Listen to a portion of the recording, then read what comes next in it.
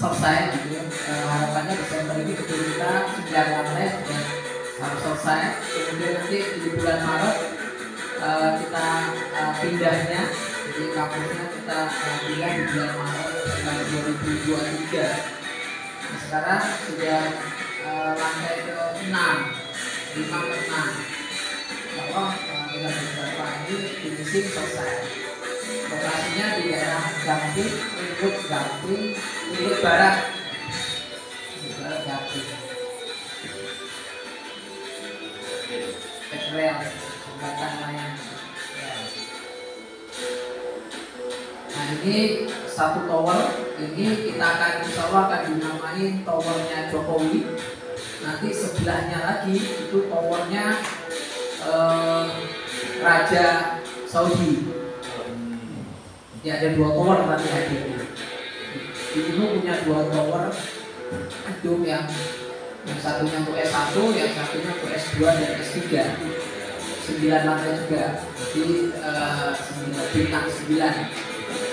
Ini kalau diukur ya tertinggi di Jogja. Jadi di Jogja atasnya nggak ada yang sampai 9. Di Jogja itu yang sudah sampai 9 lantai.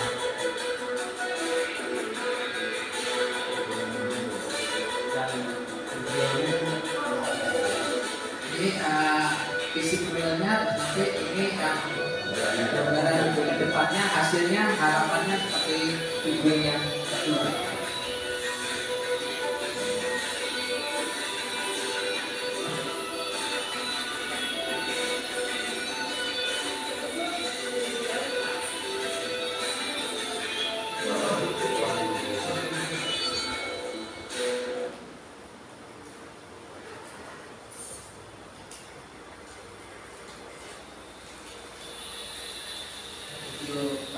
Realnya harapan kita, mimpi kita seperti ini. Nanti jadi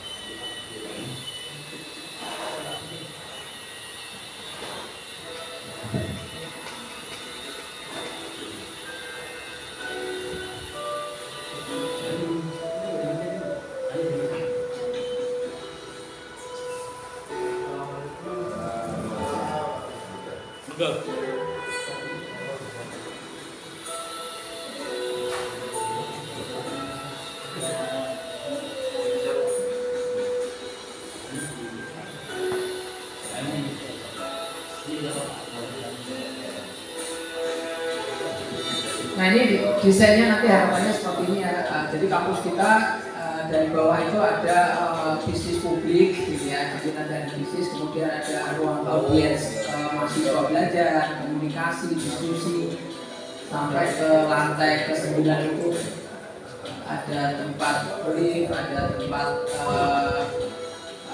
untuk diskusi di setiap lantai itu ada view luar untuk diskusinya. Jadi ini salah satu bentuk model yang dari PUPR yang berbasis lingkungan juga. Ramah lingkungan.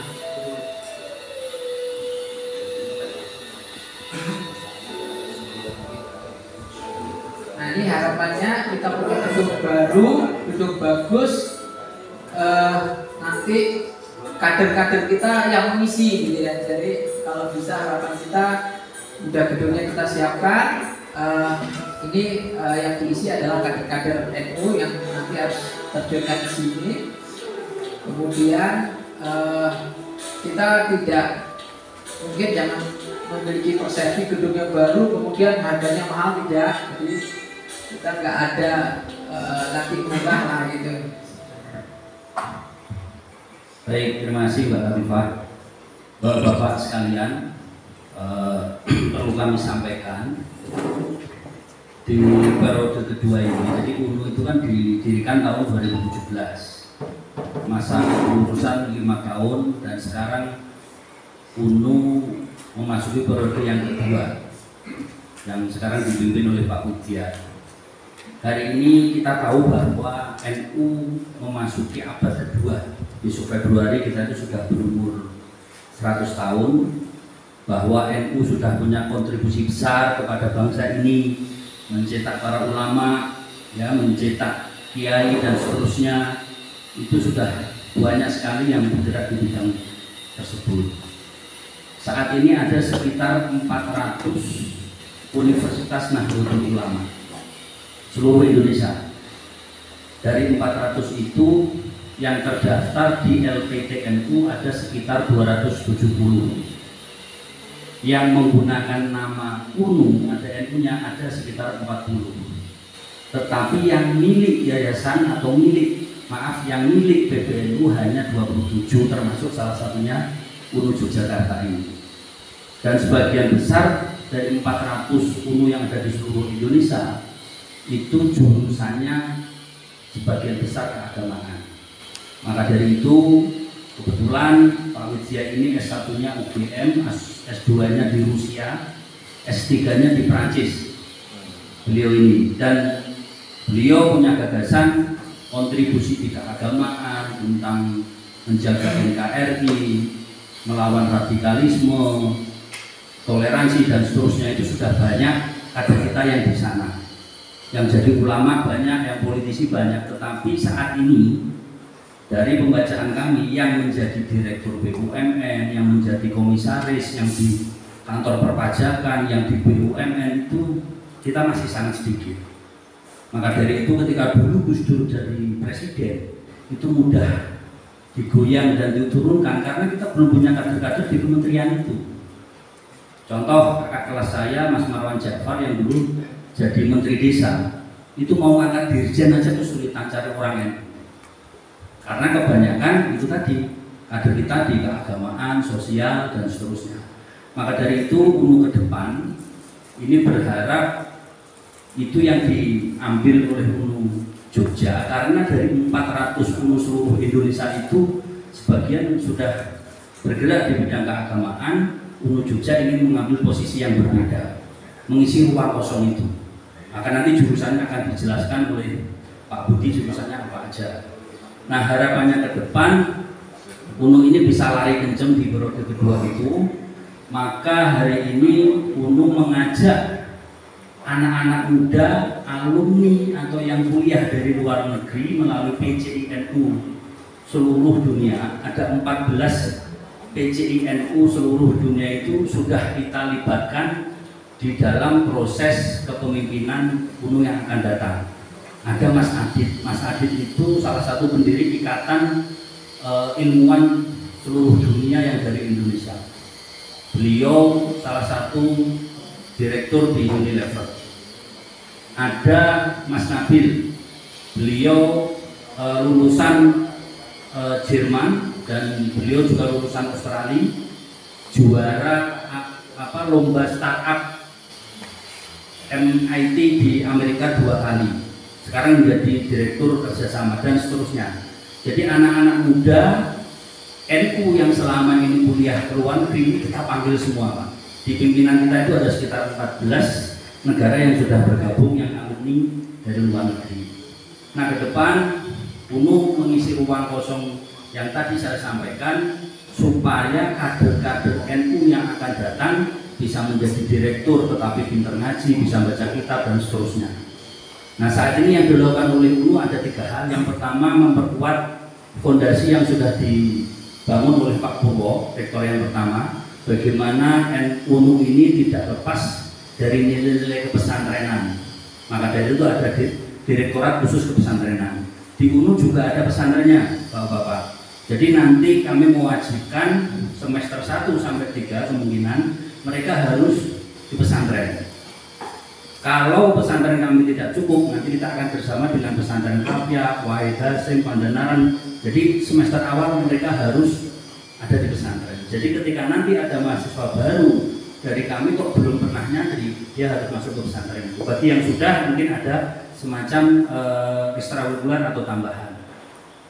Yang kedua yang saat ini dilakukan oleh Pak Widya selaku rektor adalah pembangunan tata kelola. Maaf, mungkin sebagian besar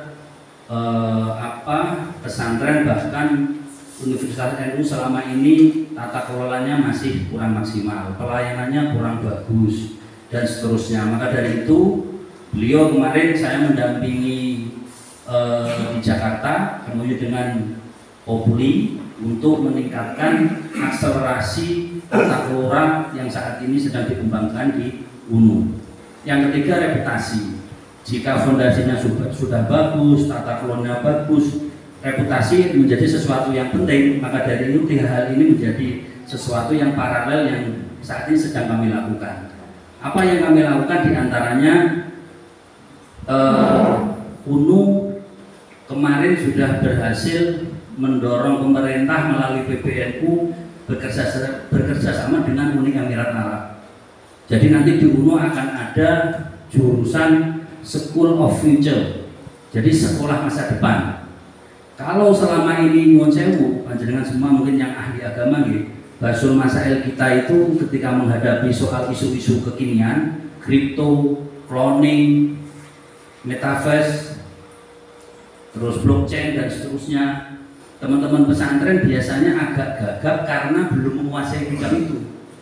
Hari ini sudah ada teknologi cloning untuk mengedit. Seumpama seseorang pengen punya anaknya matanya biru, itu bisa diedit DNA-nya. Itu hukumnya gimana?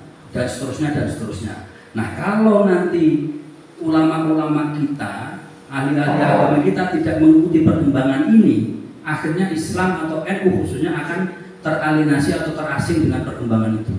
Maka dari itu nanti di UNU akan ada jurusan sekolah masa depan. Jadi semester pertama mereka akan belajar tentang isu-isu kekinian. Tadi yang saya sampaikan, kripto, blockchain, metaverse, terus isu-isu kedokteran, vaksin dan seterusnya. Di semester berikutnya keilmuan yang sudah mereka miliki dipakai untuk membaca perkembangan itu, sehingga Islam bisa menjadi rahmatan lil alamin untuk menjawab semua itu. Nah, maka dari itu khususnya kami berharap silaturahim pada sowan pada siang hari ini, ketika kita sudah membuat jurusan yang begitu rupa dan kampusnya sudah bagus seperti itu, nanti kalau yang kuliah justru orang-orang dari luar NU ini kan sayang. Jadi kami mengundang, berharap kepada pengurus PCNU dan MBC bisa mendorong entah itu putranya, saudaranya, tetangganya, atau siapapun untuk bisa kuliah di Universitas Nahdlatul Ulama Yogyakarta yang saya gambarkan itu tadi. Nah, saat ini pendaftaran terus terang masih tinggal besok sampai tanggal 9 ya, Mbak Latifah ya. Terakhir tanggal 9 akan kita tutup, tinggal 7 hari berarti. Dan baru aja seminggu yang lalu kita launching, kita ada 250 beasiswa untuk santri atau untuk warga NU. Jadi kami berharap nanti dari Gunung Kidul ini bisa mendorong warganya, khususnya anak-anak muda NU, untuk bisa kuliah di UNU. Bisa mulai tahun 2020, 21, 22 ya. Itu masih bisa untuk mendaftar. Jadi saat ini kan universitas terutama yang itu sudah tutup semua. Mungkin mereka kemarin berharap untuk masuk ke UGM atau ke ITB atau ke UI. Kita punya jurusan elektro, komputer dan seterusnya. Nanti akan dijelaskan oleh Pak Budi. Jadi jurusan-jurusan yang ada di UNU ini sebenarnya, apalagi ke depan nanti akan kita tambah jurusan yang baru itu tadi, insya Allah akan bisa mengejar ketertinggalan dengan kampus-kampus yang lain. Makanya kita mengambil posisi tidak mengekor. Kalau mengikuti UGM ya nggak bakal bisa nyelip, mereka sudah 100 tahun, maka kita harus membuat jurusan baru yang tadi jurusan keilmuan masa depan. Itu yang rencananya akan kita buka mulai tahun berikutnya, terutama yang jurusan-jurusan yang tadi saya sampaikan. Baik, Bapak-Bapak sekalian, untuk lebih detailnya, kira-kira jurusan di UNU itu apa aja, program beasiswanya nanti caranya seperti apa, ini secara detail akan disampaikan oleh Pak Budi terkait dengan jurusan, syarat dan seterusnya untuk masuk ke UNU. Monggo Pak Budi. Bismillahirrahmanirrahim. Assalamualaikum warahmatullahi wabarakatuh. Terima kasih waktunya dari VJNU dan Bapak Ibu, Bapak-bapak yang dari MPC di Kabupaten Gunung Kidul. Sebelumnya saya perkenalkan, saya Budi Sutyono. Ya alhamdulillah saya 4 tahun ini di PNB gitu ya, di penerimaan mahasiswa baru sebagai koordinator. Kemudian saya juga sempat jadi dekan Fakultas Ekonomi di periode pertama gitu ya. Sekarang sudah ada pergantian. Nah, kemudian betul, jadi gini, UNU Yogyakarta memang baru gitu ya, tapi kita bukan kemudian baru, kita selalu di belakang. Jadi kita menggunakan istilah namanya latecomer. Jadi pendatang baru itu tidak harus di belakang, tapi pendatang baru itu bisa ya katakan mendampingi atau bahkan menyalip universitas yang lain. Dan ini terasa di UNU Yogyakarta karena kita sudah menggunakan gerbong baru, gerbong yang berbeda, rel yang berbeda gitu. Jadi seperti kakak tadi, kita nggak pakai rel UGM, kita nggak pakai rel UII atau UIN, tapi kita menggunakan rel UNU di sampingnya. Harapannya kita bisa menyalip, dan ini terasa sekarang UNU sudah dikenal di mana-mana, terutama di medsos ya. Setiap hari kalau Bapak Ibu buka Instagram itu isinya UNU semua, buka Facebook isinya UNU semua, banyak sekali dari mahasiswanya, dari ininya, dari Pak Rektornya turun tangan langsung gitu ya. Jadi semua hari ini barusan ada penandatanganan kita UNU Yogyakarta dengan Bursa Efek Indonesia (BIJ) terkait dengan santri berani berinvestasi. Nah, ini salah satu dobrakan dari rektor kita untuk masuk ke dunia profesional, terutama di keuangan. Karena memang kita lemah di situ. Nah, kita akan masuk, diharapkan mahasiswa-mahasiswa kita mengenal dunia finance gitu ya, keuangan dengan kerjasama dengan Bursa Efek Indonesia.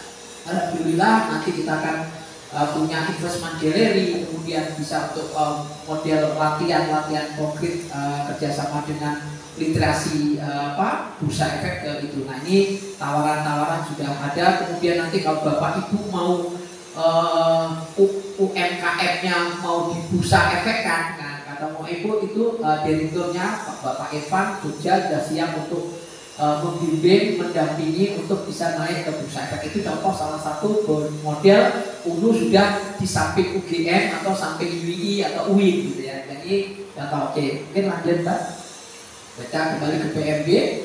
Nah, tahun ini memang ini agak mendadak mungkin informasi. Nah, ini slide-nya dapatnya kemarin terkait dengan prosesi penandatangan peletakan batuan pertama oleh Bapak Presiden kita Pak Jokowi, kemudian Gubernur Jogja itu Pak Bono 10, kemudian ada Pak Menteri PUPR dan pengurus NU ya, di IBN juga hadir untuk proses penambahan batu bara. Dan alhamdulillah di video tadi sudah sampai ke lantai 6. Terus Pak, kita cepat aja. Nah, ini akhirnya terus Pak.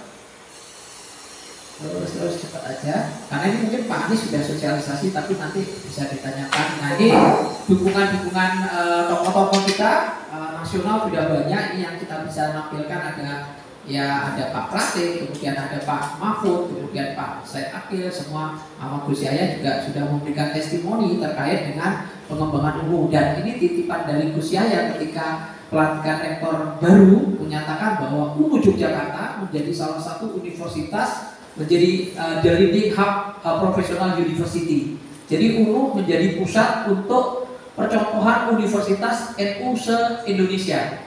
Ya alhamdulillah kita Surabaya aja sudah datang ke UNU, Kalbar sudah, Purwokerto sudah, NTB sudah datang belajar ke UNU. Jadi kita Kalbar sudah. Jadi semua sudah mulai mendatangi kita. Insya Allah kita juga akan ini atas nanti bantuan Gus Niami juga kita akan lebih jauh lagi nanti secara nasionalnya untuk bergerak pengembangan pendidikan. Ya. Ini visinya lanjut aja mungkin Pak. Nah ini jadi universitas kita ini oke, stop ya stop. Nah ini tadi dikatakan divisi Letcomer tadi. Nah ini saya katakan tadi Universitas Nahdlatul Ulama itu adalah Letcomer, pendatang ya, tapi bukan berarti kita di belakang. Nah ini yang katakan tadi. Kemudian yang dikatakan tadi yang disampaikan yang tadi menyatakan bahwa UNU akan hadir menjadi profesional unggul karena mengisi ruang-ruang kosong yang selama ini tidak terisi. Jadi ketika misalnya Pak Erick Thohir yang membantu UNU ditanyain mau jadi BUMN-nya ada nggak orang NU? Nggak ada. Sampai diturunkan sampai ke kasih kabak lah katakan gitu kalau di BNS itu nggak ada warga NU. Nah ini menjadikan keprihatinan sehingga UNU mengambil visinya ini ya, The Lady Professional Hub University tadi sebagai pusat pemimpin profesional. Kemudian kita akan menciptakan profesional unggul dan ini sudah mulai terasa karena alumni kita, lulusan pertama kita, alhamdulillah sudah banyak yang sudah kuliah ke luar negeri. Jadi kemarin kita terima di Cina ada 2, kemudian di Undip sudah ada, kemudian ada di perusahaan-perusahaan yang ini. Baru lulusan pertama kita 74 orang baru mahasiswa. Insya Allah nanti Desember, 10 Desember kita wisuda kedua. Ini 10 Desember itu jumlahnya ada 100-an lebih sudah datangnya. Nah insya Allah itu menjadikan, nah ini tagline kita untuk fokus kerja kita nanti digerak di digital ekonomi. Nah ini sudah disambut oleh Fakultas Ekonomi. Fakultas Ekonomi akan diganti dengan Fakultas Digital Ekonomi. Ya. Kemudian tadi ada logus tadi Pak? Fokusnya dulu. Nah logus tentang industri halal. Nah ini yang menarik Bapak Ibu. Jadi fakultas lokus kerja kita industri halal itu dikaitkan fakultas kita. Fakultas kita ada fakultas industri halal. Jadi fakultas pertama di Indonesia, universitas di Indonesia yang menggunakan fakultas industri halal. Yang lain tidak ada. Nah kemudian toleransi sosial ini pergerakan kita dari nanti bekerja PGSD sama program studi Islamic dan International yang fokus ke toleransi sosial, toleransi sosial. Nah ini strategi kita semuanya itu dibungkus dengan namanya 5G, 5G ya. Kalau kita 3G, 4G kita UNU sudah menggunakan 5G. Yang pertama go inovatif, go digital, go collapse, profesional dan go global. Nah ini yang kita akan ke sana. Renstra kita, gitu katakan tujuan kita, strategi kita semua berbasis go, gitu ya. Kita mau pengen lari cepat karena pemimpin kita muda semua, gitu ya. Nah ini yang kita harus paham. Nah terus, nah ini fakultas tadi dikatakan kita punya 5 fakultas, jurusannya ada 11 fakultas.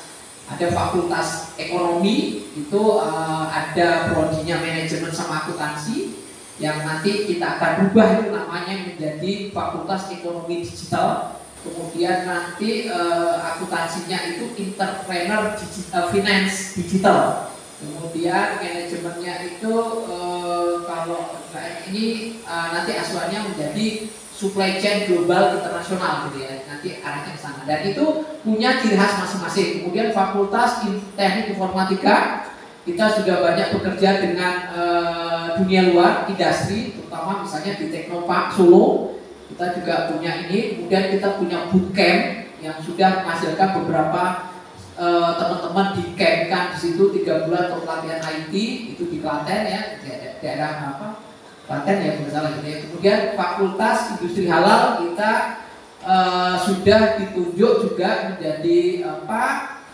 universitas yang nantinya bisa menilai gitu ya terkait dengan prodi kita. Nah prodi kita ada di situ ada prodinya, tadi teknik itu ada elektro, ada teknik komputer, ada teknik informatika. Nah ini kalau fakultas industri halal itu ada 3 juga, ada prodi farmasi, ada prodi agribisnis sama THP produk hasil pertanian. Nah ini menjadi unggulan sebenarnya THP ini karena apa?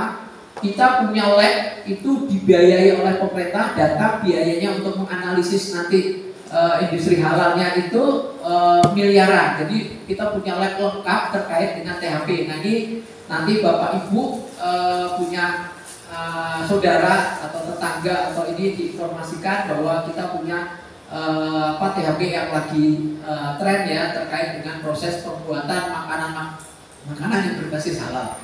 Kemudian ada ilmu pendidikan, itu ada bahasa Inggris sama ilmu pendidikan guru SD. Nah ini juga menjadi favorit ya, terutama PGSD gitu ya.